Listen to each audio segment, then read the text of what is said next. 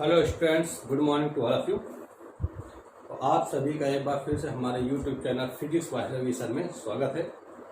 तो last time हम लोगों ने टॉपिक डिस्कस किया हुआ था electric field due to charge in finite length wire, okay, due to sheet. आज उसी के आगे हम लोग टॉपिक अपना डिस्कस करेंगे और एक क्वेश्चन आपको सबसे पहले न्यूमेरिकल देखते हैं उससे रिलेटेड, देन आगे हम टॉपिक में डिस्कस करते हैं। ओके, तो फिर से हम टॉपिक स्टार्ट करने से पहले आपसे कहते हैं कि चैनल को लाइक और सब्सक्राइब करना ना भूलें और चैनल को कंटिन्यू आप शेयर करते रहें, जिससे ज़्यादा से ज़्यादा वीडियो शेयर होता रहे, सारे बच्चों तक ही पहुँच सके।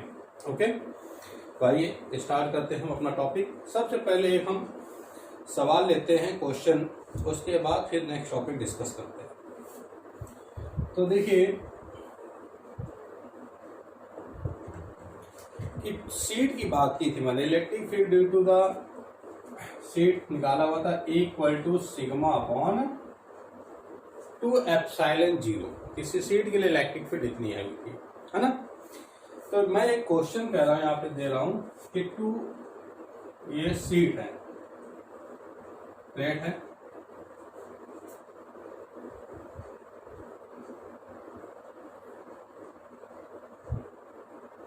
there are 2 sheets, okay, the surface charge density of first plus sigma and another minus sigma। Charge इस पर कितना है, प्लस चार्ज, इस पर देखिए माइनस चार्ज डिस्ट्रीब्यूट है। ओके, तो क्वेश्चन भी कह रहा है कि इसके मिड पॉइंट ए पॉइंट ये B and third point C, in points पर इसकी इलेक्ट्रिक फील्ड कितनी होगी। ओके, क्या कैलकुलेट करना है, find resultant electric field, okay, find resultant electric field at A B and C. A B और C point पर इलेक्ट्रिक फील्ड हम कैलकुलेट करते हैं। तो मोस्टली स्टूडेंट्स यहाँ पर कंफ्यूज रहते हैं, जब भी बोर्ड में एग्जाम में क्वेश्चन आता है तो उसके लिए हम लोग इसका रिजल्ट निकाल देते हैं कि सीट है, इतना बात नहीं करते सीट है कंडीशन क्या लग रही है यहाँ पर, ना डायरेक्शन ऑफ इलेक्ट्रिक फील्ड देखते हैं, सीधे हम लोग फॉर्मूला लिख देते हैं जो भी सीट के अनुरूप प्रूव किया था, equal to sigma upon 2 epsilon 0, direct value रख देते हैं और यहीं पर एक क्वेश्चन गलत हो जाता है। तो देखना, थोड़ा सा इस बात को समझना है, तो हम निकालते हैं यहाँ पे इसको कैलकुलेट करना। बात सुनिए, सबसे पहले ए पॉइंट पर देखिए, there are one positive seat, the direction of due to the positive seat always outward the surface, यानी कि जो प्लस चार्ज होता है उसमें इलेक्ट्रिक फील्ड की डायरेक्शन क्या होती है, बाहर की ओर। मैंने बताया था ना, प्लस में डायरेक्शन क्या होती है, बाहर की ओर, और माइनस चार्ज में डायरेक्शन होती है अंदर की ओर। बताया हुआ आपको। ये सीट देखिए दे रखी है, कैसी है, प्लस, ये सीट है ना। तो प्लस सीट है, प्लस चार्ज यहाँ पर है, प्लस चार्ज में डायरेक्शन कहाँ होगी, बाहर की ओर, ये होगी इस तरीके से। भाई ये है देखिए सीट, प्लस चार्ज में क्या होगा, डायरेक्शन बाहर की ओर। तो इस ए पॉइंट पर जो डायरेक्शन ऑफ इलेक्ट्रिक फील्ड होगी कितनी हो जाएगी, E1। देखो इसके का बात समझ आ गई, क्लियर। माइनस चार्ज है यहाँ पर देखिए, माइनस चार्ज में क्या होती है, डायरेक्शन अंदर की ओर होती है, नेगेटिव चार्ज है, डायरेक्शन कहाँ होती, अंदर की ओर होती, प्लेट की ओर होती है ना। तो ये चार्ज है यहाँ पर माइनस चार्ज है, तो इसमें इलेक्ट्रिक फील्ड की डायरेक्शन कहाँ होगी, अंदर की ओर, ये इस तरफ से। तो यहाँ पर देखिए डायरेक्शन क्या हो जाएगी, E2। बात सुनिए, देखो प्लस चार्ज में बाहर की ओर दिख रहा है, माइनस चार्ज में डायरेक्शन अंदर की ओर, ये तो कंडीशन होती। यहाँ तो बात समझ आ गई इलेक्ट्रिक फील्ड की डायरेक्शन। बी पॉइंट पर देख लेते हैं जरा क्या हो रहा है। फिर से वही बात देखिए, पॉजिटिव प्लेट भाई डायरेक्शन इलेक्ट्रिक फील्ड की कहाँ होगी, बाहर की ओर होगी, है ना। तो इसके कारण यहाँ पे इलेक्ट्रिक फील्ड डायरेक्शन कहाँ होगी, E1। क्लियर। निगेटिव प्लेन में क्या होगी, डायरेक्शन इलेक्ट्रिक फील्ड की अंदर की निगेटिव चार्ज है, ये देखिए डायरेक्शन कहाँ होगी, अंदर की ओर, ये हो जाएगी E2। Clear.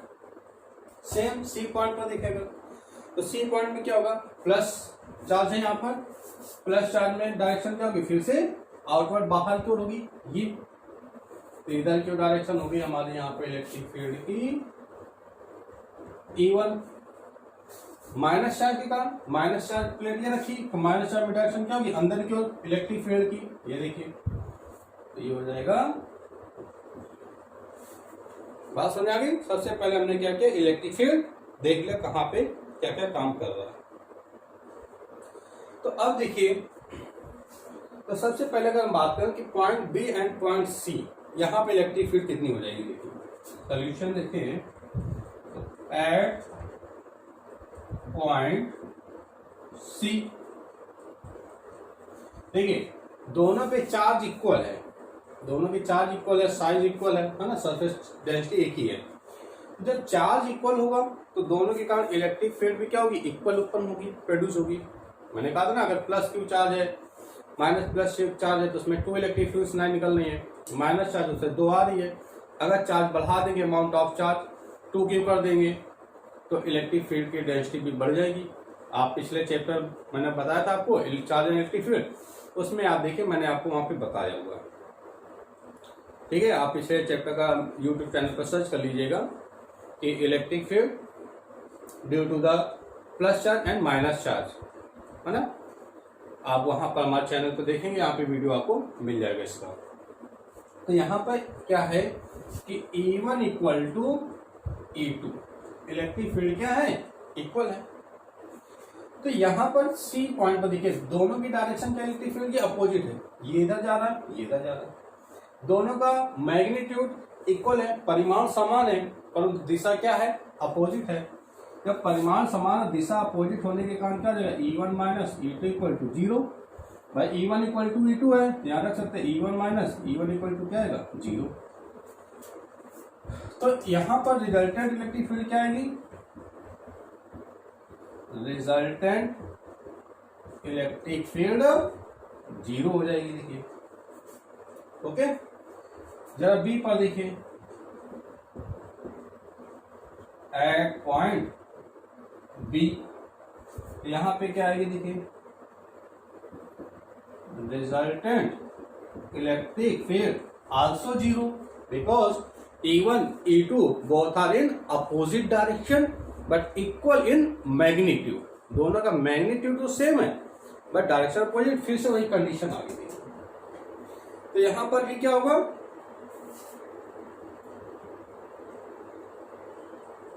E B, okay 0 हो गया, ये क्या ई सी भी 0 हो गया। अब एट पॉइंट ए देखिए, ई ए कितना हो जाएगा, देखिए E1 and E2 both are in same direction, दोनों ही सेम डायरेक्शन में, दोनों कैसे हैं, सेम डायरेक्शन में। अब मैग्नीट्यूड इक्वल है तो दोनों की इंटेंसिटी कितनी हो जाएगी, ऐड हो जाएगी, E1 प्लस E2 हो जाएगी। अब देखिए सीट के लिए कंडीशन क्या पड़ी थी आपने, A equal to sigma upon 2 epsilon 0 बताया था आपको।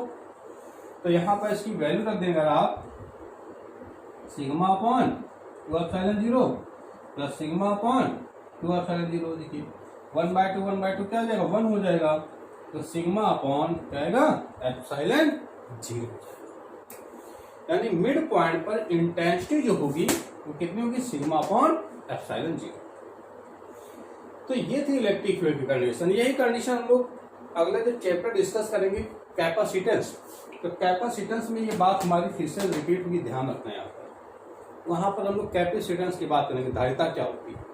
यहाँ पे इलेक्ट्रिक फील्ड देखना, मोस्टली कंफ्यूजन होता है कि कहीं पर हमारी सिग्मा अपॉन 2 एप्सिलॉन 0 लिखी होती है इलेक्ट्रिक फील्ड, कहीं पर लिखा होता सिग्मा अपॉन एप्सिलॉन 0, है ना।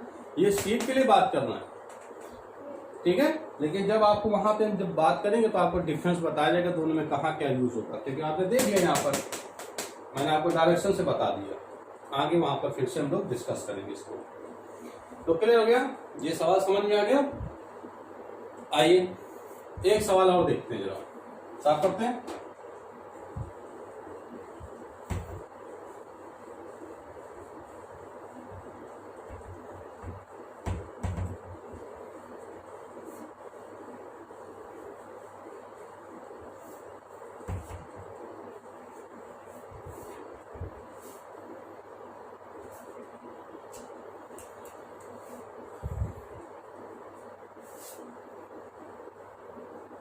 ये क्यूब दिया हुआ देखिए,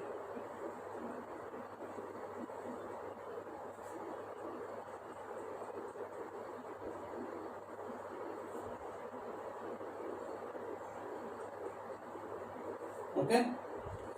ये non conducting sheet of large area, क्या है? Non conducting sheet of large, है ना। एक ही नॉन कंडक्टिंग शीट है, नॉन कंडक्टिंग जानते हैं ना, अचालक प्लेट, है ना, जिसकी देखो इसमें क्या होगी, लेंथ, ब्रेथ, हाइट, लंबाई, चौड़ाई, ऊंचाई तीनों होगा, तब वॉल्यूम होगा। तो वॉल्यूम डेंसिटी मैंने आपको क्या बताया था, रो होता है, यानी इस पे क्या होगा, रो। अब इसमें क्या है, ये प्लस चार्ज इस तरीके से इसमें दिया हुआ है, क्योंकि मैंने कहा नॉन कंडक्टिंग पे जहां पर चार्ज देते हैं वो चार्ज वहीं पर स्टोर हो जाता है, ट्रांसफॉर्मेशन नहीं होता है। तो इसकी जो डिस्टेंस है वो कितनी है, d है। ये इसकी मैंने कहा कोई एक्सिस पास हो गया, है ना। तो इससे सेंटर से x डिस्टेंस पर एक पॉइंट P, सेंटर से x डिस्टेंस पर एक पॉइंट P है। इस पॉइंट P पर इलेक्ट्रिक फील्ड कैलकुलेट करना, इस पॉइंट P पर इलेक्ट्रिक फील्ड कैलकुलेट करनी। क्या करना है, find electric field eight point P, find electric field eight point P। इस पॉइंट P पर आपको इलेक्ट्रिक फील्ड कैलकुलेट करना है, कितनी। चलिए अगर कोई ट्राई करिए,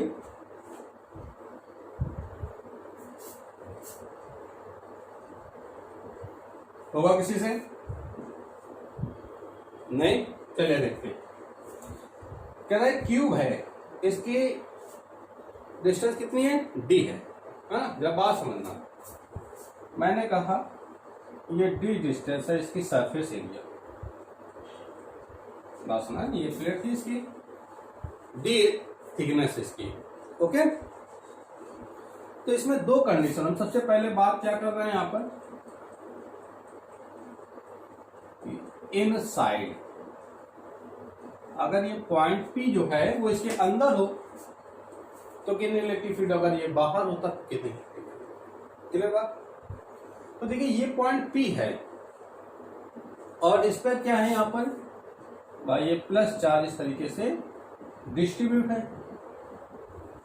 तो जब पॉइंट P अंदर है यहाँ पर कहीं पर, मैंने कहा ये पॉइंट क्या है, P, इस पॉइंट P पर इलेक्ट्रिक फील्ड आपको कैलकुलेट करना। अच्छा ठीक है, जब पॉइंट P पर इलेक्ट्रिक फील्ड कैलकुलेट करनी है यहां से इस डिस्टेंस पर पॉइंट P, तो क्या करें, जैसे मैंने पीछे बताया था कि यहाँ पर हम क्या करते हैं, जिस पॉइंट पर इलेक्ट्रिक फील्ड निकालनी होती है वहां पर एक गॉसियन सरफेस इमेजिन कर लेते हैं, एक गॉसियन सरफेस इमेजिन कर लेंगे, कल्पना कर लेंगे, ड्रॉ करेंगे, बनाएंगे, और वो ऐसा बनाएंगे कि उसमें एंगल कितने होने चाहिए, 0 डिग्री और 90 डिग्री की, बताया गया था आपको।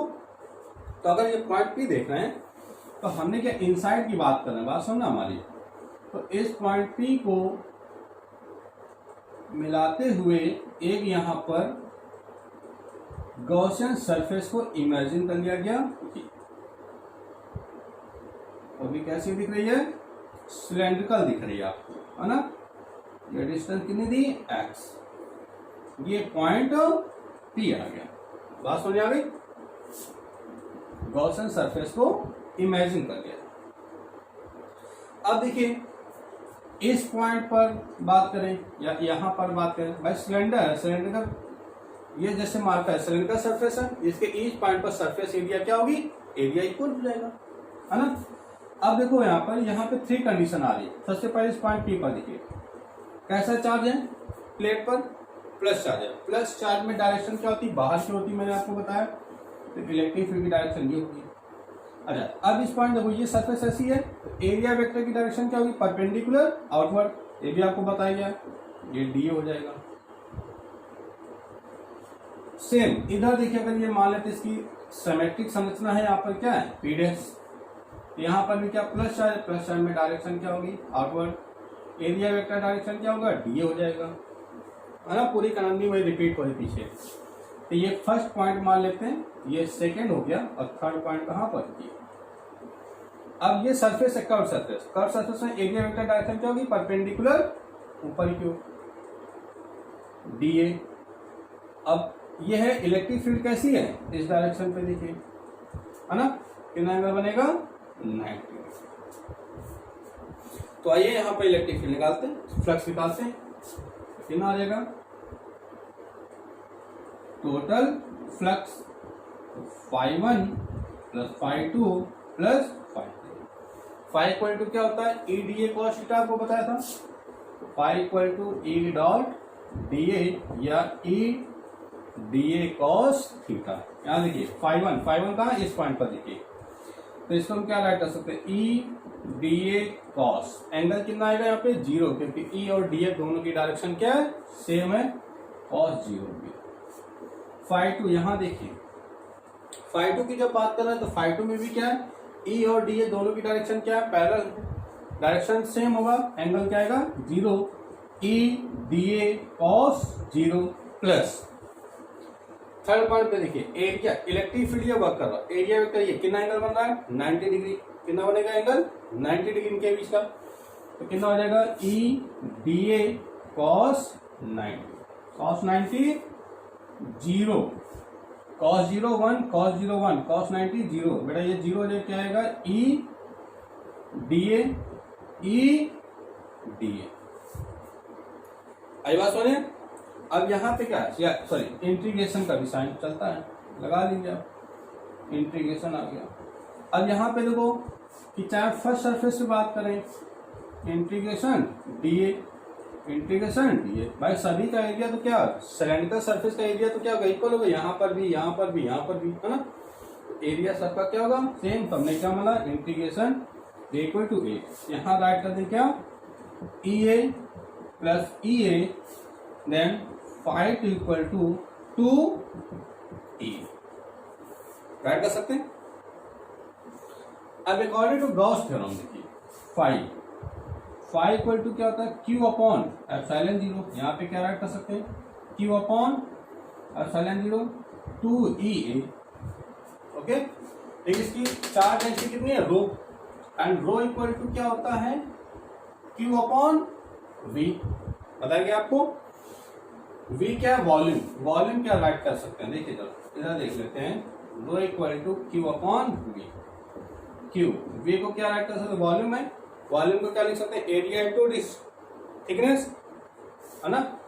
एरिया कितना देखिए सबका एरिया, तो यहाँ पर एरिया सभी पॉइंट पर क्या सेम है ए इंटू डिस्टेंस कितने, देखो एक्स ये हो गया भाई, इस पॉइंट पर भी निकाला, यहाँ पर एक्स मेन पोजिशन से एक्स और एक्स ये, तो टोटल कितनी हो जाएगी 2x।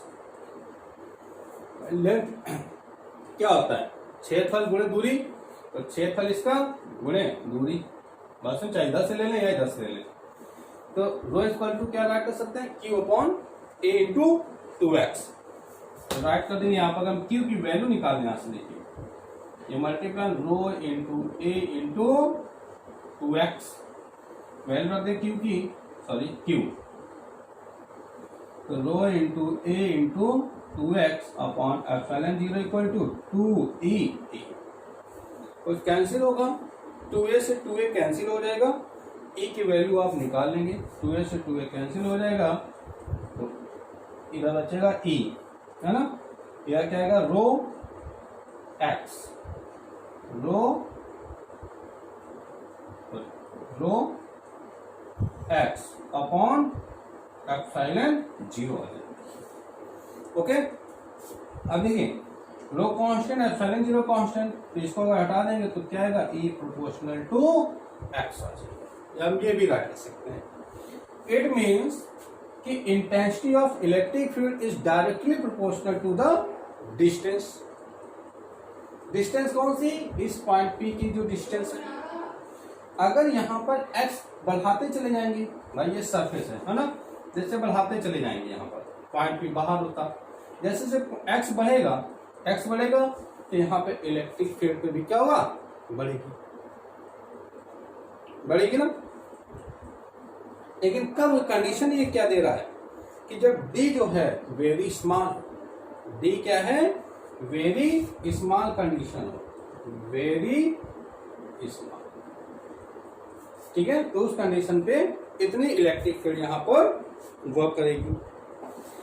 अब सेकेंड कंडीशन इसी पे आ जाती है कि अगर ये पॉइंट P आउटसाइड होता तो कंडीशन क्या होती, साफ करते हैं, देखिए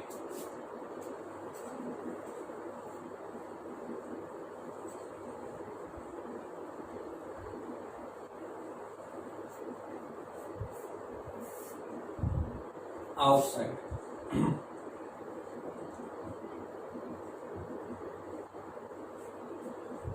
आउटसाइड की जब बात कर रहे हैं तो देखिए फिर से वही बात, ये प्लस चार्ज,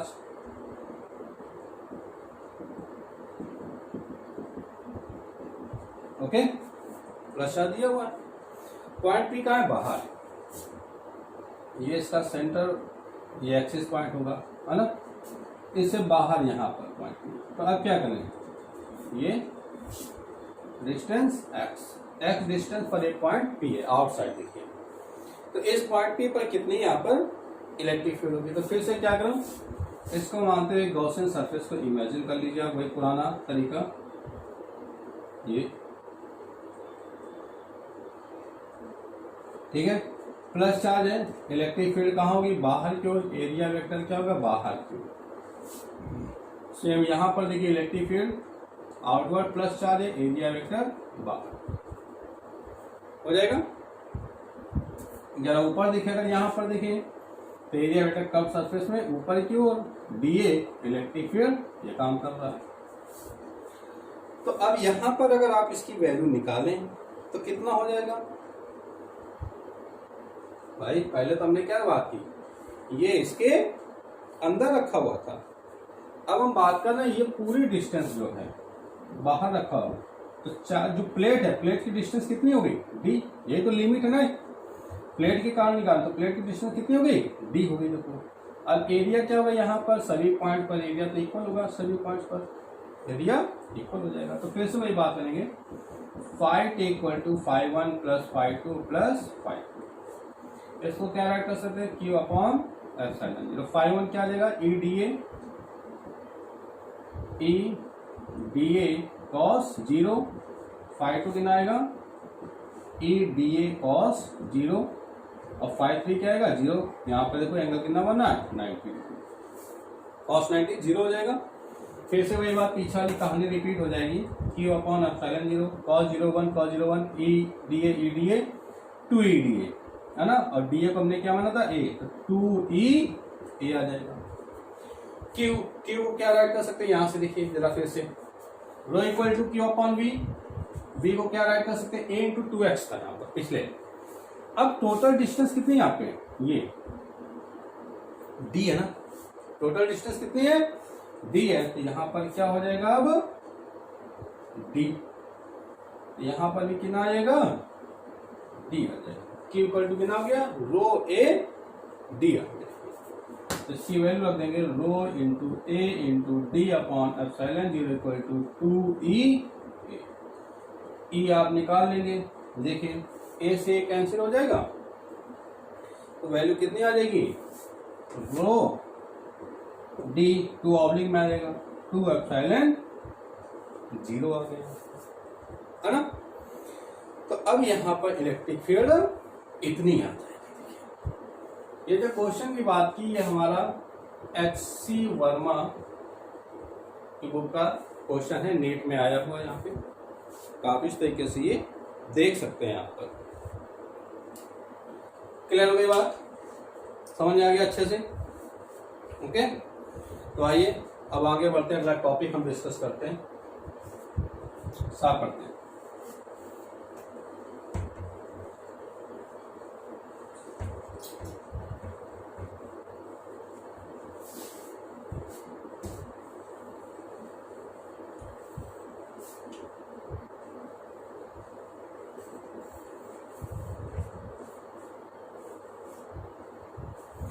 तो हमारे 2 एप्लीकेशंस हमने पढ़े हुए थे, तो आज हम बात करने जा रहे हैं 3rd application of Gauss law. ठीक है, तो क्या बात करने जा रहे हैं कि 3rd applications. Okay, Gauss theorem का 3rd application, electric field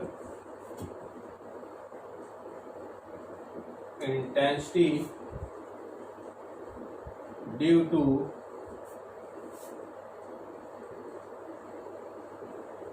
uniformly charged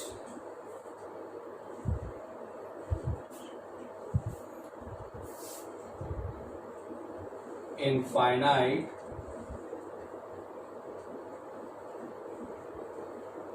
conducting plate. ये दिया हुआ तो कह रहा है क्या निकालना है कि electric field intensity due to uniformly charge infinite conducting plate. एक कह रहा है कि अनंत लंबाई की आवेशित चालक प्लेट है। अनंत लंबाई की आवेशित चालक प्लेट के कारण विद्युत क्षेत्र की तीव्रता कितनी होगी? क्या अनंत लंबाई की आवेशित चालक प्लेट के कारण विद्युत क्षेत्र की तीव्रता कितनी होगी? अब देखो यहाँ पे कहानी क्या चलने जाए। पीछे हमने बात की थी शीट में क्या था, प्लेन शीट थी जिसपे चार्ज दिया था तो उसके पूरे स्प्रेड हो गया था। पीछे मैंने कंडीशन बताई थी, आप पिछले लेक्चर देखिए आप, है ना। Gauss theorem part number 3 search करेंगे बाय रवि सर और आपको लेक्चर मिल जाएगा वहां पर। तो जरा देखते हैं, यहाँ पर हमने कहा कि एक कंडक्टिंग प्लेट ले रहे हैं, है ना। देखिए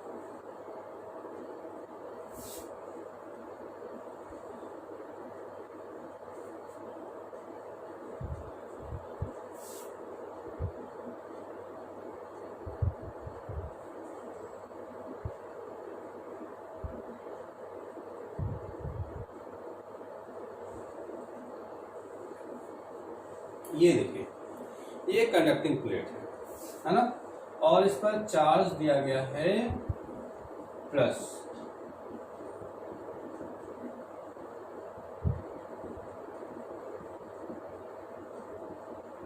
मैंने आपसे कहा था कि कंडक्टिंग प्लेट की बात करें, किसी कंडक्टर पे जब कोई चार्ज देते हैं तो चार्ज उसके पूरे सरफेस पर फैल जाता है, स्प्रेड हो जाता है, बताया था आपको। तो यहाँ पर जो प्लेट की बात करें, थोड़ा सा प्लेट की डिजाइन समझ लीजिए आप कैसी। यहाँ पर कि प्लेट आपको देखने में ऐसी लग रही है, लेकिन ऐसा नहीं। ये प्लेट कैसी है, डबल बाउंडेड है। जैसे ये ऐसे समझ लो कि एक ये लेयर है, एक ये लेयर, ऐसी कह सकते हैं कि इस तरीके से, है ना। ये ऐसे दिख रही, बीच में होल दिख रहा है आपको, ये ऐसी, है ना। इस तरीके से प्लेट बनी हुई है। ये बीच में क्या है, स्पेस है, ना। कि 2 सरफेस है, एक ये एक ये दोनों लिंक कर रही है ना। क्या आप ऐसे समझ सकते हैं, ये प्लेट्स है, ये इस तरीके की कंस्ट्रक्शन है ना, ये ऊपर से क्या पूरी ब्लॉक ऐसी, ये बात समझ रहे हैं, ये प्लेट है इस तरीके से ऐसी, ये क्लियर बात, ऐसी प्लेट है। तो जब चार्ज दिया तो चार्ज क्या इसकी होल सरफेस पर स्प्रेड हो गया, यहाँ पर बात समझ रहे हैं ना। अंदर यहाँ पे चार्ज नहीं है, क्योंकि मैंने कहा था कंडक्टिंग प्लेट की बात करें तो कंडक्टर में जो चार्ज होता है उसकी होल सरफेस पे स्प्रेड होता है, सेंटर पर नहीं, याद है। तो ये चार्ज कहाँ होगा, इसके सेंटर, इसके अंदर नहीं होगा, बस इसकी सरफेस पर स्प्रेड हो गया, बात समझ में, इसकी सरफेस पर। तो यहाँ पे जो चार्ज दिया गया वो इस तरीके से डिस्ट्रीब्यूटेड हो गया। तो इसके मैंने कहा कि यहाँ पर एक पॉइंट क्या है, P है, इस पॉइंट P पर इलेक्ट्रिक फील्ड कितनी होगी ये आपको कैलकुलेट करनी है, क्योंकि प्लस चार्ज है, प्लस में इंटेंसिटी डायरेक्शन क्या होती है, बाहर की होती है, अच्छे से आप जानते हैं। तो आइए देखते हैं इसको। तो सबसे पहले क्या करें, वही पुराना कि इस पॉइंट P को मिलाते हुए एक हम गॉसियन सरफेस को इमेजिन कर लें, है ना। ऐसे ही बनाना है कि एंगल कितना वही 90 डिग्री यहाँ पे देखिए। तो इस पॉइंट को मिलाते हुए हमने एक गॉसियन सरफेस को इमेजिन कर लिया। ये पॉइंट P था, बात सुनना, जैसे मैंने कहा ये था, हाँ। अब ये प्लेट थी, देखिए बात सुनना, ऐसे प्लेट, ये गॉसियन सरफेस इमेजिन किया, तो ये प्लस चार्ज था, प्लस चार्ज में डायरेक्शन कहाँ होगी, यहाँ पर हमें निकालनी थी।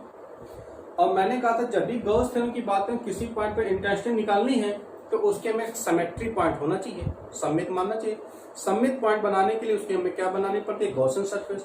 तो अब ये प्लेट की कंडीशन हो गई, ये था, ये हो गया, देखो ऐसी प्लेट हो गई यहाँ पर। ये तो एक जो पॉइंट बाहर दिख रहा, तो एक पॉइंट इसका कहाँ गया, अंदर भी आ गया, ये देखिए आप देख रहा अच्छे से, एक पॉइंट कहाँ गया, ये अंदर भी आ गया, ये वाला, एक तो ये हो गया पॉइंट P, और इसकी संरचना कहाँ गई, अंदर आ गई, P डैश आ गई, क्लियर हो गया।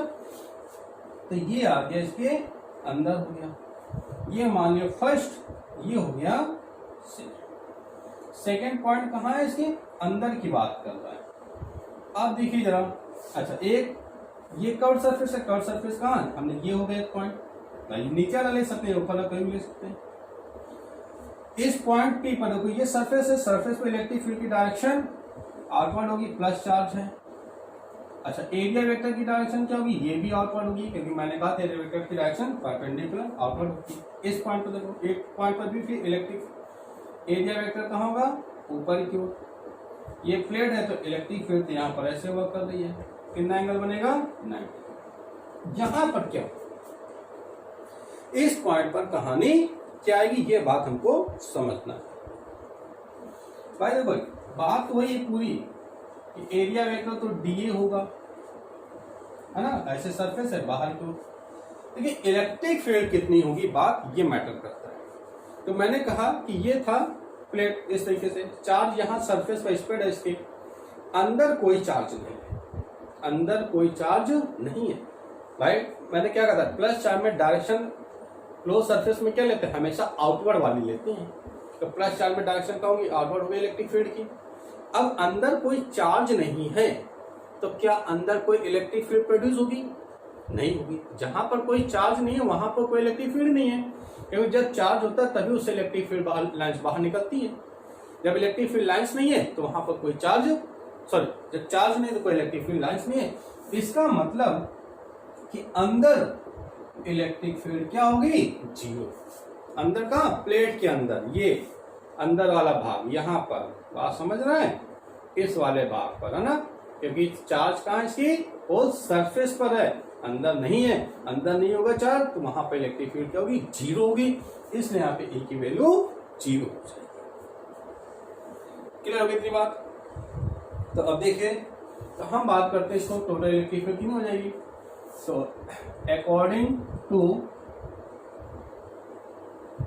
Gauss law 5/2 Q upon epsilon 0 equal to integration E dot D होता है ना। हम क्या निकालने जा रहे हैं, total electric flux passing through the surface. Flux निकालने, इलेक्ट्रिक फील्ड ऑटोमेटिक हमको पता चल जाएगी। देखिए तो क्या निकालने, टोटल फ्लक्स कितना हो जाएगा, तो क्या निकालेंगे, total flux passing through the Gaussian surface. तो देखिए फाइव इक्वल टू क्या जाएगा यहाँ पर, क्यू अपॉन एप्सिलॉन 0। 3 सरफेस है तो फाइव 1 प्लस फाइव 2 प्लस 5, अरे 5 आएगा यहाँ पर, 5 की वैल्यू मैंने रख दिया बस यहाँ पर ना, 5 लिखते थे। 5 की वैल्यू क्या, क्यू अपॉन एप्सिलॉन 0, 1 2 और ये तीसरा पॉइंट है ना। तो कितना आ जाए देखिए, क्यू अपॉन एप्सिलॉन 0 फाइव 1 क्या राइट करेंगे, देखिए ये होता है E D A cos theta, क्या लिख सकते हैं, E integration D A cos theta value क्या रखेंगे 0, क्योंकि इलेक्ट्रिक फील्ड डायरेक्टर दोनों डायरेक्शन सेम है। फाइव 2 के लिए देखिए, फाइव 2 के लिए क्या होगा, ये बात है फाइव 2 के लिए, फाइव 2 यहाँ पर देखो सेकंड पॉइंट पर इलेक्ट्रिक फील्ड क्या है 0। अगर इलेक्ट्रिक फील्ड 0 रखे तो फ्लक्स की वैल्यू क्या आएगी 0, ये आ जाएगा 0 हो जाएगा। बात समझ आ गई, इलेक्ट्रिक फील्ड क्या है 0। तीसरी बात यहां पर देखो, इस पॉइंट पर क्या रहा है, ई ऐसे काम कर डी ऐसे काम, दोनों भी 90 डिग्री एंगल है। तो यहाँ पर जब 90 डिग्री एंगल हो तो cos 90 की वैल्यू 0 हो जाएगी, cos 90 0 होगा तो पूरा फ्लक्स भी 0 हो जाएगा। तो क्या आ गया, Q upon epsilon 0 equal to E cos 0 value क्या आ जाएगी 1 हो जाएगा, क्या हो जाएगा इंटीग्रेशन डीए। ये क्या डिपेंड कर रहा है, इंटीग्रेशन डीए मतलब इस संपूर्ण पृष्ठ का क्षेत्रफल, तो चाहे यहां पर हम बात करें या यहां पर बात करें, सभी पॉइंट पर एरिया क्या होगा इक्वल होगा। Means integration D A equal to A write कर सकते हैं, तो Q upon epsilon 0 equal to E into A right. Clear. अच्छा, इस प्लेट में एक चीज और देखिए कि क्या है, लेंथ भी है इसमें और ब्रेथ भी, लंबाई इंटू चौड़ाई दोनों है। अलग एक वर्गाकार प्लेट दिख रही है आपको, वर्गाकार स्क्वायर प्लेट, इसमें प्लस चार्ज दिया हुआ है, तो इसकी सरफेस चार्ज डेंसिटी कितनी हो जाएगी सिग्मा। सरफेस चार्ज डेंसिटी क्या होगा सिग्मा, और सिग्मा इक्वल टू क्या होता है, मैंने कहा था Q अपॉन ए। Q क्या था इनसाइड चार्ज, Q क्या था इनसाइड चार्ज यहाँ पर। तो अगर Q की वैल्यू कैलकुलेट करें तो Q इक्वल टू कितना आएगा sigma into A, Q equal to sigma into A. ये क्या राइट है Q, इस Q की वैल्यू यहाँ राइट कर सकते हैं। जब राइट कर देंगे तो क्या आएगा sigma A upon epsilon 0 equal to E, A to A cancel, then E equal to sigma upon epsilon 0, sigma upon epsilon 0। अगर इसको वेक्टर फॉर्म में राइट करें तो vector equal to sigma upon epsilon 0 dot N cap is a unit vector. तो देखिए अभी मैंने पीछे एक न्यूमेरिकल कराया, वहां पे आपको इलेक्ट्रिक फील्ड कितनी मैंने बताई, A equal to sigma upon epsilon 0, उतनी ही यहाँ पर आ रही है। तो आपको ये ध्यान रखना है कि किसी कंडक्टिंग प्लेट के लिए जहां पर बात आ रही है, तो कंडक्टिंग प्लेट के लिए इंटेंसिटी कितनी होगी सिग्मा अपॉन एप्सिलॉन 0। जबकि नॉन कंडक्टिंग शीट के लिए बात की तो शीट के लिए वहां पर इंटेंसिटी कितनी थी sigma upon 2 epsilon 0। It is very important, okay. ये दोनों बातें आपको ध्यान रखनी है। कंडक्टिंग प्लेट के लिए किनारा सिग्मा अपॉन एप्सिलॉन 0, और नॉन कंडक्टिंग शीट के लिए मैंने बताया था पीछे तो किनारा सिग्मा अपॉन 2 एप्सिलॉन 0। ये दोनों बातें ध्यान रखें, बहुत कंफ्यूजन होता है जब न्यूमेरिकल लगाते हैं या हम क्वेश्चंस करते हैं, प्रूव करना होता है वो प्रूव कर देते हैं, ये बहुत मिस्टेक होती है। सेम ये बात कैपेसिटेंस में आएगी, वहां पर भी कंफ्यूजन होता है, इसलिए इस बात को बड़ा इंपॉर्टेंट आप ध्यान रखेंगे। बात समझ आ रही है, अच्छे से क्लियर हो गई। तो इतने इलेक्ट्रिक फील्ड यहाँ पर काम कर रहा है। जरा इसका ग्राफ बनाते हैं, देखिए डायग्राम साफ कर देते हैं, साफ कर दे बेटा। ये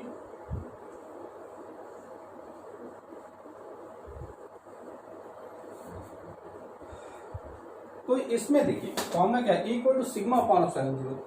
एप्सिलॉन 0 कांस्टेंट वैल्यू है, अगर इसको हटाएंगे तो क्या होगा, ई प्रोपोर्शनल टू सिग्मा आ जाएगा। क्या राइट कर सकते हैं, ई प्रोपोर्शनल टू सिग्मा आ जाएगा। क्या आर है यहाँ पर, आर का फैक्टर नहीं आ रहा है। मेन जो इंटेंसिटी है वो यहाँ पर आर पर डिपेंड नहीं करता है। आर कुछ भी हो, आर पर डिपेंड नहीं करता है। तो बस देखिए यहाँ पे ग्राफ ई आर, ई सिग्मा। तो आर किस भाई प्लेट की मैंने बात की, ये प्लेट थी, ये आर जितना भी ज्यादा हो यहाँ पर हो आर, या यहाँ पर हो, यहाँ पर किसी भी पॉइंट पर हो, तो इंटेंसिटी यहाँ पर क्या है, कोई चेंजेस नहीं हो रही। इंटेंसिटी आर के साथ कांस्टेंट है। भाई ये है प्लेट, यहाँ पे निकाले, इससे निकाले, यहाँ पे निकाले, इसके पास में। कब, जब डी जो है उसकी थिकनेस क्या होगी, वेरी स्मॉल होगी, तब की बात कर रहे हैं हम। तो उस कंडीशन पर जो ग्राफ आएगा वहां पर एक स्ट्रेट लाइन आ रहा है। यहाँ पे आर जीरो होगा, तभी यहाँ पर होगी। सेंटर पे क्या था, आर जीरो था ना, अंदर क्या था, चार्ज जीरो था। इनसाइड पे जब सेंटर पे तो आर भी जीरो हो जाएगा। इंटेंसिटी जो भी होगी, अगर सरफेस पर बात करें हम, ये है ठीक है, सरफेस पर बात करें तो सरफेस पे आर कुछ होगा, मान जो भी होगा, तो सरफेस पे इंटेंसिटी क्या होगी, ज्यादा होगी, जो भी है। खैर बात छोड़ो, बात इतनी है कि आर यहाँ पे इंटेंसिटी जो आर के साथ यहाँ पे कांस्टेंट है, तो किसी भी पॉइंट पर बात करते हैं यहाँ पे ग्राफ कांस्टेंट। लेकिन यहाँ देखो ई किस पर डिपेंड, सिग्मा, तो ग्राफ कैसा है यहाँ पे स्ट्रेट है। जितनी ज्यादा एरिया, प्लेट का एरिया बढ़ेगा, प्लेट का एरिया बढ़ेगा, अमाउंट ऑफ चार्ज बढ़ेगा। भाई चार्ज का डिस्ट्रीब्यूशन वितरण उतना ही ज्यादा करना पड़ेगा। डिस्ट्रीब्यूशन ज्यादा होगा तो सरफेस चार्ज डेंसिटी उतनी ही ज्यादा बढ़ जाएगी। सरफेस चार्ज डेंसिटी बढ़ेगी तो एरिया भी क्या होगा, ज्यादा। क्योंकि मैंने सीधी सी बात मैंने कहा था पहले भी, आपने पीछे पढ़ाओ, एरिया जितना ज्यादा होगा उस सरफेस से इलेक्ट्रिक फील्ड लाइन ज्यादा पास होंगी। जितनी ज्यादा इलेक्ट्रिक फील्ड लाइन पास होंगी उसका फ्लक्स उतना ही ज्यादा होगा। एरिया कम कर देंगे, एरिया कम होगा तो फ्लक्स कम पास होगा, फ्लक्स कम पास हुआ इसका मतलब इलेक्ट्रिक फील्ड कम है। यहाँ पर सीधी सी बात है, वही बात यहाँ पर रिपीट होकर। तो नोट कर लेंगे इसको, ये बात ध्यान रखना जो मैंने फॉर्मूला बताया आपको, ठीक है। नॉन कंडक्टिंग के लिए सिग्मा अपॉन 2 एप्सिलॉन 0 और कंडक्टिंग प्लेट के लिए सिग्मा अपॉन एप्सिलॉन।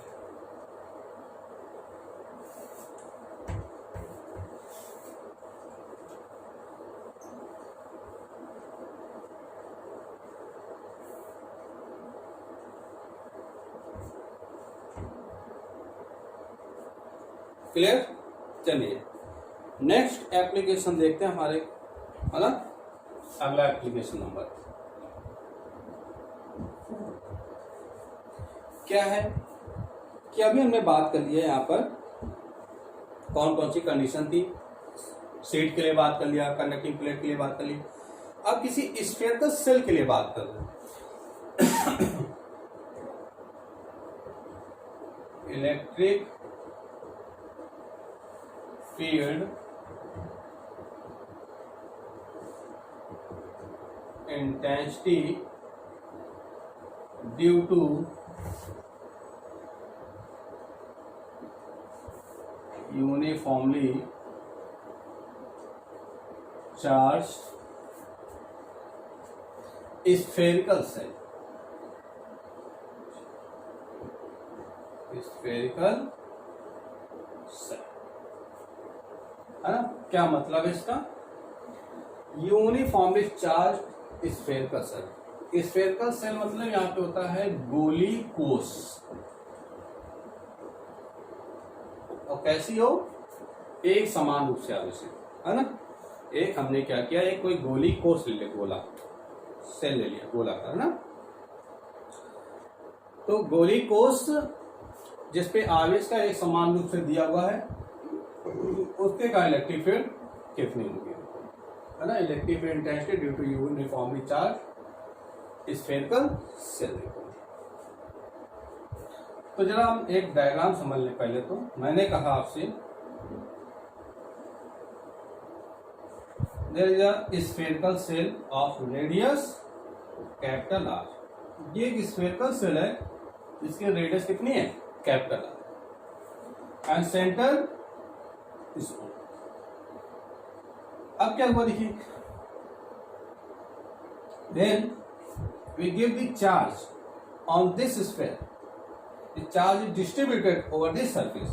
जब इसमें कोई चार्ज देंगे तो चार्ज क्या करेगा, इसकी होल सरफेस पर डिस्ट्रीब्यूटेड हो जाएगा, बढ़ जाएगा। मैंने आपसे अभी क्या कहा कि स्फेयर के बात करना, जब स्फेयर का सरफेस होगी तो चार्ज कहाँ होगा, इसकी स्फेयर सरफेस पर डिस्ट्रीब्यूटेड मतलब बढ़ता है, अंदर नहीं होगा। बताया था यहाँ चार्ज इस तरीके से डिस्ट्रीब्यूटेड। तो कह रहा है अब इसके का इलेक्ट्रिक फील्ड निकालनी है। तो यहाँ पे 3 कंडीशंस पॉसिबल्स हैं। कौन कौन सी, कि आउटसाइड द स्फेयर, बाहर की ओर ये पॉइंट हो, या ये पॉइंट इसकी सरफेस पर हो, या इसके पॉइंट अंदर हो कहीं पर। भाई 3 condition, outside the surface, at the surface, inside the surface. तीनों कंडीशंस पे इलेक्ट्रिक फील्ड कितनी होगी, जरा बात समझना। तो अगर हम बात करें आउटसाइड तो मैंने कहा ये पॉइंट P है यहाँ पर, there is a point P on which we have to calculate intensity of electric field. इस पॉइंट P पर हमें इलेक्ट्रिक फील्ड कैलकुलेट करना है। इसके लिए क्या करते हैं, सबसे पहले गॉसियन सरफेस को इमेजिन करते हैं। तो इस पॉइंट P को मिलाते हुए हमने एक गॉसियन सरफेस को ड्रॉ किया। ये देखिए गॉसियन सरफेस भी बन गई। तो अब यहाँ पे प्लस चार्ज है, सरफेस पे कैसा चार्ज है, प्लस चार्ज है। देखिए तो प्लस चार्ज में इलेक्ट्रिक फील्ड की डायरेक्शन क्या होगी, बाहर की ओर। तो इसके कारण यहाँ पे इलेक्ट्रिक फील्ड कुछ काम करेगी, कितनी, E होगी। अच्छा यहाँ देखो ये सरफेस, इसकी सरफेस पे एरिया वेक्टर की डायरेक्शन क्या होगी, परपेंडिकुलर आउटवर्ड, D हो जाएगा। क्लियर हो गई बात। तो यहाँ पे 3 कंडीशन है। तो मैंने कहा इस जो स्फीयर है यहाँ पर, है ना, तो इसके सरफेस चार्ज डेंसिटी कितनी है यहाँ पर, सिग्मा। सरफेस चार्ज डेंसिटी कितनी है, सिग्मा। देखो बात करें surface charge density, sigma equal to क्या होता है, Q अपॉन A होता है ना।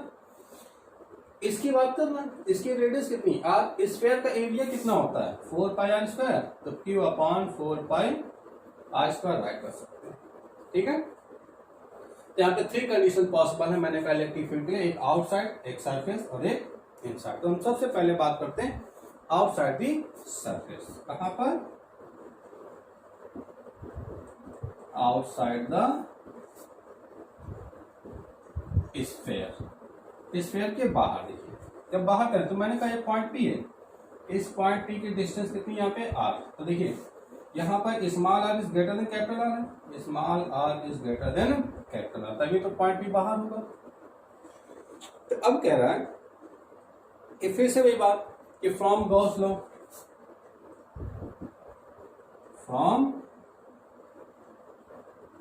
गॉस लॉ इलेक्ट्रिक फ्लक्स क्या होता है, formula phi equal to Q upon epsilon 0 integration E dot D.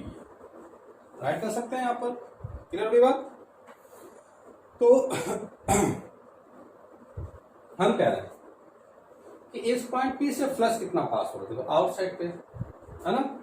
तो फाई इक्वल टू क्या होता है, Q अपॉन एप्सिलॉन 0। देखिए क्या राइट कर सकते हैं, E dot D A, E dot D equal to E D A cos theta integration E D A cos theta. Theta value क्या रखेंगे 0, क्योंकि दोनों की डायरेक्शन फिर से यहाँ पे सेम है। कॉस 0 वैल्यू हो जाएगा 1, तो Q upon epsilon 0 integration E D ए। ओके, अब देखिए डी ए क्या है, एरिया, सरफेस एरिया। ये देखो यहां पर बात सुनना, डी ए किसका लिख सकते हैं इसको हम, E integration D. Integration D ए मतलब इस गॉसियन सरफेस के एरिया की बात कर रहे हैं। देखो ये तो पॉइंट भी है, इस गॉसियन सरफेस इंटीग्रेशन क्या डिपेंड कर रहा है, होल सरफेस के लिए, इस पूरी सरफेस का गॉस एरिया कितना होगा। तो रेडियस कितनी है यहां तक की R, रेडियस कितनी है R।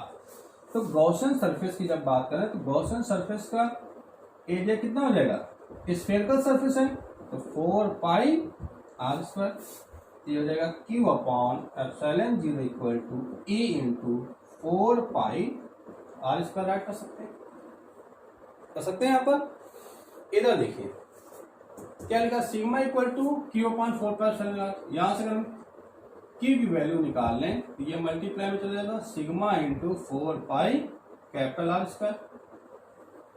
ये वैल्यू यहाँ रख दीजिए अगर, कितना आएगा देखिए, sigma into 4 pi capital R square upon epsilon 0 E into 4 pi R square, कुछ कैंसिल होगा, 4 पाई कैंसिल, स्मॉल ई आप निकाल लेंगे यहाँ से, तो स्मॉल आर के ऑब्लिक में आ जाएगा, कितना आ जाएगा यहाँ पे देखिए, सिग्मा यहाँ क्या आ जाएगा, sigma R square upon epsilon 0 small,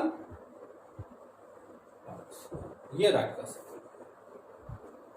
okay, इसको ये राइट कर सकते हैं, या इसी से देखो ये जो हमारी इक्वेशन बनी, इससे अगर हम राइट करते ई की वैल्यू निकाल लेते तो 1 ई अपॉन में रहता, तो 1 अपॉन 4 पाई एप्सिलॉन 0 क्या उसका Q upon R square,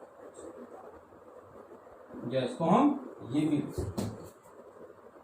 clear हो गई बात? तो ये देखो पीछे फॉर्मूला पड़ा हुआ था, intensity field due to any point charge का इलेक्ट्रिक फील्ड इतनी होती है।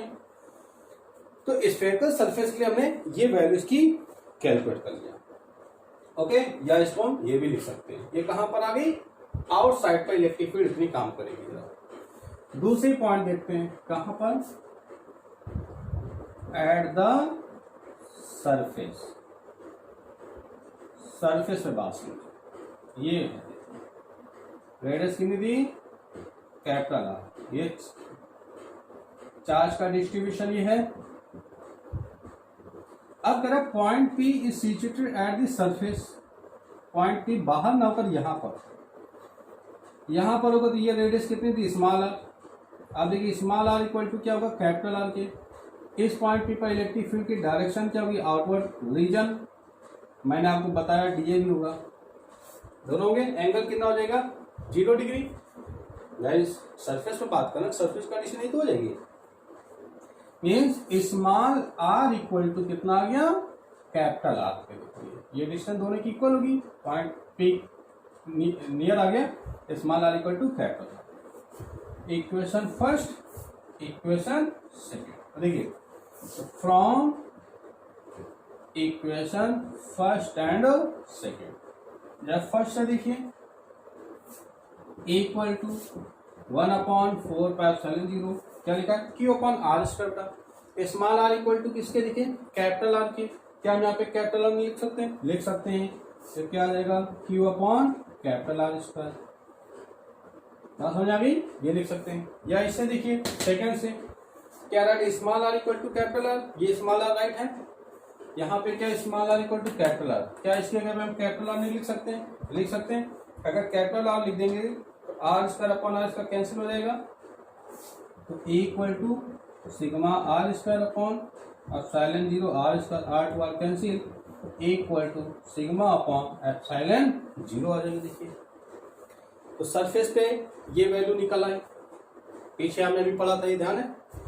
तीसरी बात करने जा रहे हैं, क्लियर होगी बात यहां तक, और कर सकते हैं, थोड़ा साफ कर देते हैं। देखिए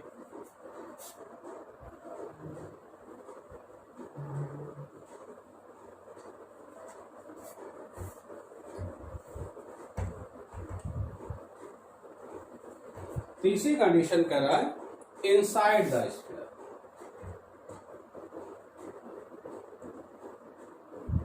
इनसाइड द स्फीयर के अंदर,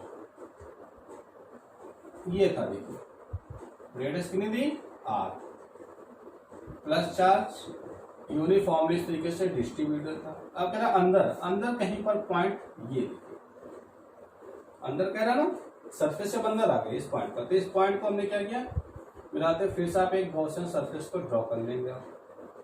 अच्छा अब आप बताइए यहाँ पर इलेक्ट्रिक फील्ड कितनी होगी, सोच कर बताइए, थोड़ा सा दिमाग लगाइए और बताइए कि इलेक्ट्रिक फील्ड कितनी होगी। मैं पीछे भी बता चुका हूँ आपको, पॉज करके समझिए, बताइए जल्दी से। आया, क्लियर हुआ नहीं? देखिए अच्छा, अरे भाई मैंने अभी आपसे क्या कहा कि किसी चार्ज सरफेस की बात कर रहे हैं, सेल कैसा होगा, ऐसा होगा कोसी, गोली कोस ऐसा है, जब इस पे चार्ज दिया तो चार्ज क्या होगा, इसकी सरफेस पर डिस्ट्रीब्यूट होगा। यहां पर देखिए ऐसे, और ये है चार्ज, कहाँ डिस्ट्रीब्यूशन हुआ, बाहर। सरफेस पर चार्ज का डिस्ट्रीब्यूशन होता है, क्या अंदर कोई चार्ज होगा, नहीं। अंदर कोई चार्ज नहीं होगा तो इलेक्ट्रिक फील्ड भी क्या होगी, जीरो होगी ना भाई। अंदर क्या, मैंने ये तो कहा आपसे कि सरफेस पे जो इलेक्ट्रिक फील्ड की बात कर रहे हैं, इलेक्ट्रिक फील्ड वही होगी जहां चार्ज होगा। और सरफेस कैसी, स्फेरिकल है ना। जब चार्ज दिया तो चार्ज क्या होगा, उसकी सरफेस का स्प्रेड होगा, यहां पर होगा, यहां पर होगा। लेकिन क्या अंदर कोई चार्ज है, यहाँ नहीं है भाई, सेंटर पर नहीं है चार्ज। जब सेंटर पे चार्ज है तो इलेक्ट्रिक फील्ड क्या होगी, जीरो होगी।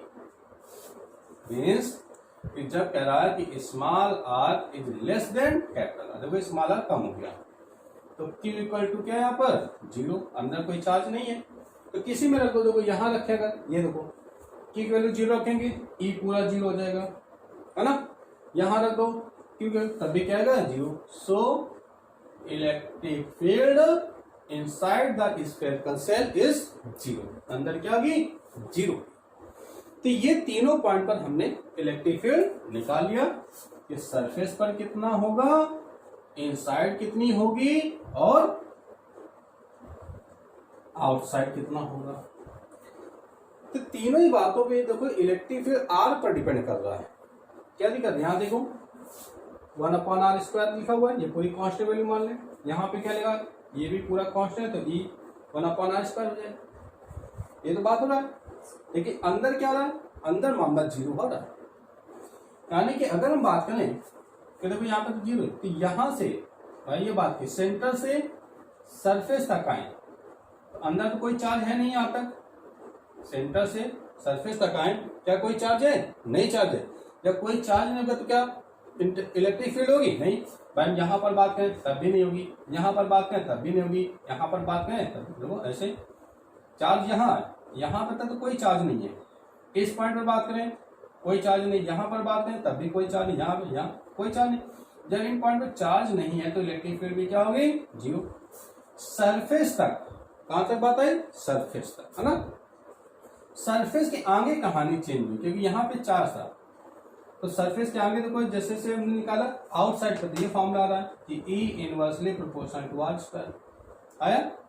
जबकि सरफेस पे क्या रहा, ये आ रहा था। देखो ग्राफ बनाया अगर हम, तो ग्राफ कैसा आएगा, ये क्या है, small R equal to capital R, ये वाली कंडीशन सरफेस वाला ना, दोनों इक्वल होगा। अब जब कह रहा है कि अंदर की बात कर रहा है तो अंदर तो यहाँ पे क्या है, इलेक्ट्रिक फील्ड जीरो है ना। E इन अंदर क्यों इलेक्ट्रिक फील्ड जीरो है, कब, जब small R is less than capital, ये वाली कंडीशन इलेक्ट्रिक फील्ड जीरो है। तो यहां से सरफेस तक तो मामला कुछ भी नहीं है, कोई ग्राफ नहीं आएगा क्योंकि इलेक्ट्रिक फील्ड ही पूरी जीरो है। लेकिन जैसे सरफेस से आगे बढ़े आउटसाइड होती है, तो आउटसाइड क्या है, E inversely proportional to R square. अगर R इंक्रीज करेंगे, if we increase the radius या sorry distance, then intensity will be decreases. अगर R इंक्रीज करते चले जाएंगे तो E क्या होगा, डिक्रीज होता चला जाएगा। तो सरफेस पर बात करें, सरफेस पे तो यहाँ पे चार्ज है, ये डिस्टेंस कम होगी, मान लीजिए पॉइंट P यहाँ पर होगा, सरफेस के पास क्लोज होगा, यहाँ पर ये R कम होगा। R कम होगा तो यहाँ पे इलेक्ट्रिक फील्ड क्या होगी, ज्यादा होगी ना। लेकिन जैसे जैसे हम आगे बढ़ते चलेंगे R इंक्रीज होगा, देखिए R इंक्रीज होने के साथ साथ इलेक्ट्रिक फील्ड क्या होगी, डिक्रीज हो जाएगी। तो ग्राफ कैसा आएगा, देखिए यहाँ पे ग्राफ ये सरफेस के पास क्या होगी, सरफेस पे सबसे ज्यादा होगी क्योंकि R की वैल्यू यहाँ पर कम होगी, ये डिस्टेंस है ना। यहाँ पर आएंगे R बढ़ेगा और आगे चलेंगे और R बढ़ेगा और आगे जाएंगे और R बढ़ेगा। जैसे जैसे R बढ़ेगा तो E क्या करेगा, डिक्रीज होता चला जाएगा। तो क्या होगा, E out inversely proportional to R। तो ग्राफ यहाँ पर इस तरीके से प्लॉट। तो ये बात थी हमारी स्फेरिकल सेल के कारण इलेक्ट्रिक फील्ड इंटेंसिटी इतनी होगी। तो हमने देखा R पर यहाँ पे डिपेंड कर रहा है। क्लियर बात। तो आज के लिए हमारा लेक्चर यहीं से कंप्लीट होता है। बाकी इसके एप्लीकेशन जो भी बचे हुए हैं हम लोग नेक्स्ट लेक्चर पर डिस्कस करेंगे। तब तक के लिए चैनल को लाइक और सब्सक्राइब करते रहिए।